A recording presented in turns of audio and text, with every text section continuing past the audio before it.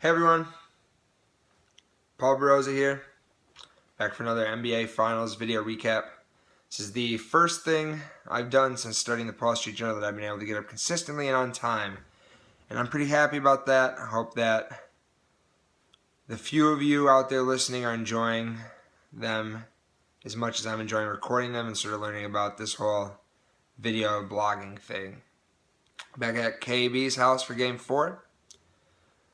A game that Golden State won 107-98, and we have been waiting all series for a vintage Splash Brothers performance. And tonight was one of those games. Clay and Curry combined for 11 threes and 63 points to lead Golden State to a 3-1 advantage. And after hoping and praying and thinking that maybe, just maybe, we might have a series on our hands, all the goodwill the Cavs built up in that dominant Game 3 win is now moot. Golden State is now just a game away from taking home a second consecutive NBA title. And considering that no team has ever come back from a 3-1 deficit before in an NBA Finals series, with the Warriors being as historically great as they are, I would not say the odds are in the favor of that happening this year. Behind Steph and Clay, Golden State came alive in the second half tonight. Hit a bunch of threes, 17, an NBA Finals record, as they overcame a 6-point halftime deficit, going ahead by double digits midway through the fourth quarter, early in the fourth quarter, never really looking back, as they cruised in for the win. But as well as the Warriors played, I thought, much like Game 3, the result of this game had a lot more to do with the play of the losing team. For the second consecutive game, Cleveland's defense was incredible in the first half. Obviously, the big thing coming into the game, the big question mark coming into the game, was if Kevin Love was going to pass his concussion protocol test. About 15 minutes before game time, he was finally cleared but didn't start. Tyronn Lue decided to go with the small ball unit that had so much success in Game 3 with Tristan Thompson, Richard Jefferson, LeBron James, J.R. Smith, and Kyrie Irving.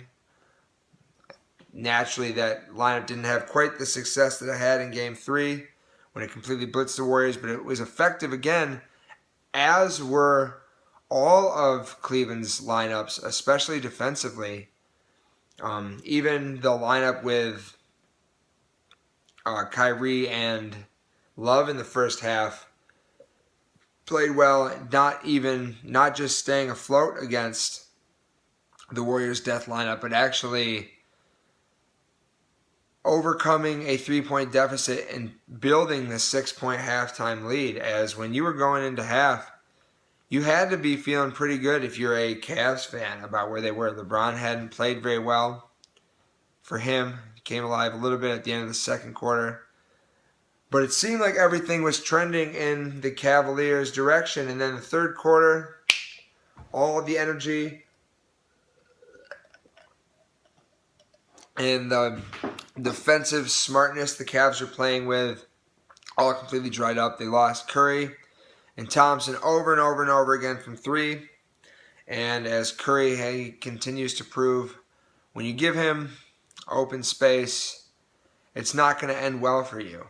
Speaking of Curry, I don't think he, despite finishing with game-high 36 points, I didn't think he played particularly well. Sorry, a couple of things coming up on my computer. Didn't think he played particularly well. What has quantified his rise from being a borderline all-star type player to a two-time MVP is how effective he has gotten at both getting inside the line and then finishing once he gets inside the line. He shot almost 60% near the rim this year. Mark that sits up there with centers and power forwards and players that typically get most of their buckets around the rim, not ones who generally take their shots from 30 feet away from the basket. Unfortunately, in the last two playoff series, those shots have completely dried up for him. He's still getting his threes, and he's been able to have some pretty big games and pretty big moments, but he hasn't been able to consistently finish at the rim or get inside to finish at the rim. He was 4 of 12 inside the line tonight. And those numbers are what turns a 12-point or a 10-point performance like he had in games 1 and 3 into 20-point performances and make the stats look a lot better. But as I just mentioned, if you give Curry enough threes, he's going to make you pay. And that's what he did tonight as he finished really with 30 points. He had 6 free throws down the stretch that were more stat padding than anything else. And in the end, I think that game 4 was really just an example of the fact that that 3 is greater than 2. I didn't think Golden State played particularly well. So maybe defensively in the second half, I didn't think that Cleveland played particularly badly. But Golden State made an NBA Finals record 17 threes, and Cleveland made 6 or 8.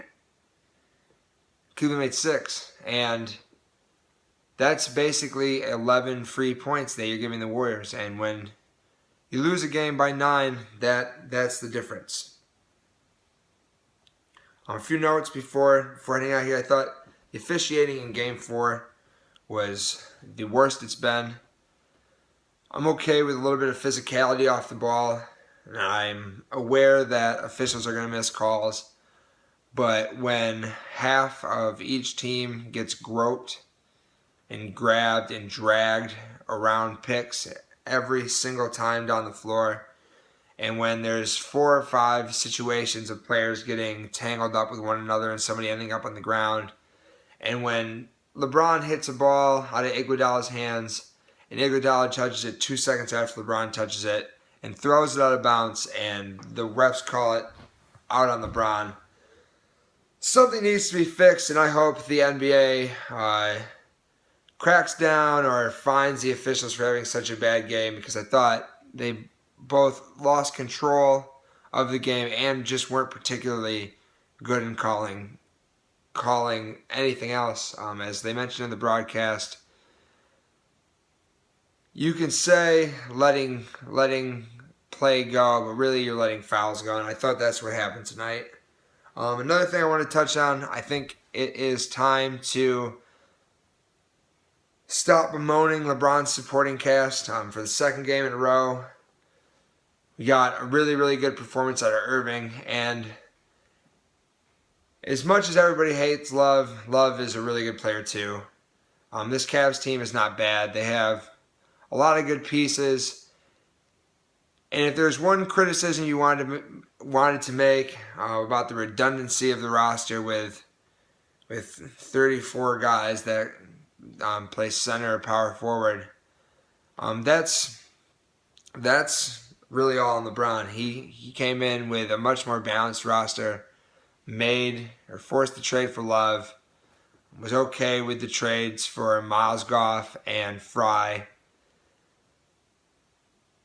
And furthermore, the Cavs aren't losing this series.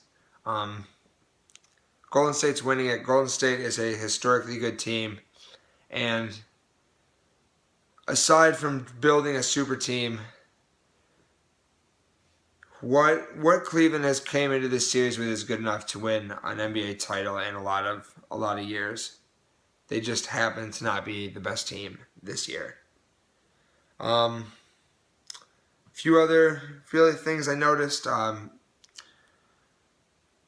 McAdoo and Varejao are playing a lot bigger roles as the series has gone on. Neither Bogut and Ezeli can make free throws.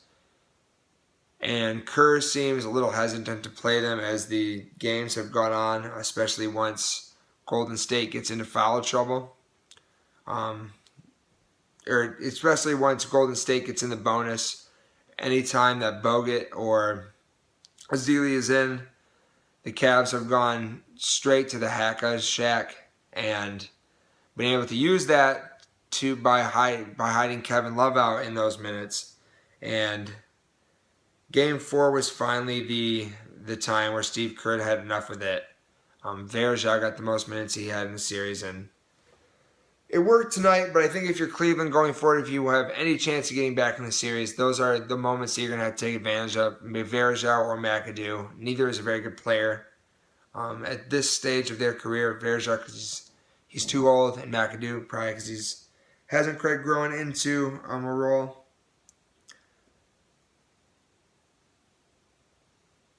Both times, I thought, interestingly enough, as far as chess matches go, or the coaching chess match, the playoffs, both times Kerr brought McAdoo in. Lou went immediately back with Tristan Thompson to play McAdoo off the court.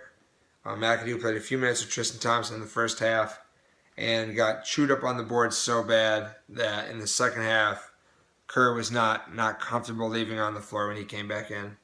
Another thing I thought that was kind of interesting, sort of last thing, it's sort of an interesting big versus small matchup.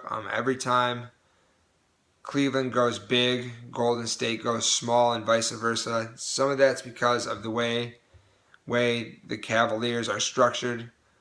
Their big lineups can also be really stretchy. They've tried a lot of the Fry, Love, LeBron lineups, which are both theoretically big and can space the floor. Every time they've gone to that, Golden State has countered with a small lineup so that it can stay spacing, which so they can switch more of the pick and rolls and recover faster when LeBron or Kyrie has a head of steam on dribbling the ball.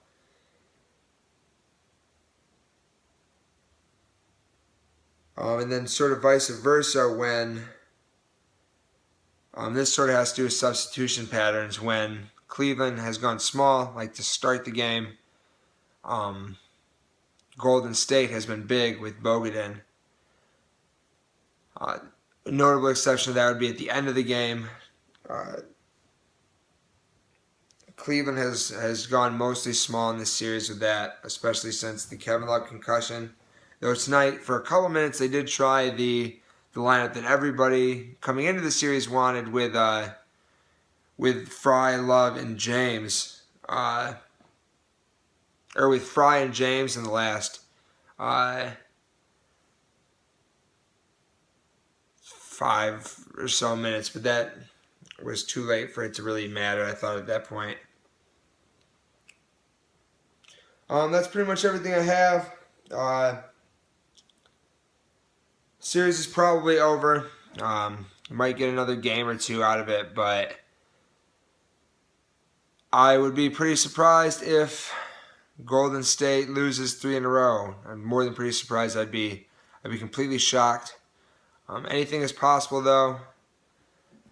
We'll see what happens in Game 5. Hopefully I'm back with you for at least another 1 or 2 more of these. I'd obviously like to see the NBA season get prolonged as long as possible. Till then, Paul Barroza signing out.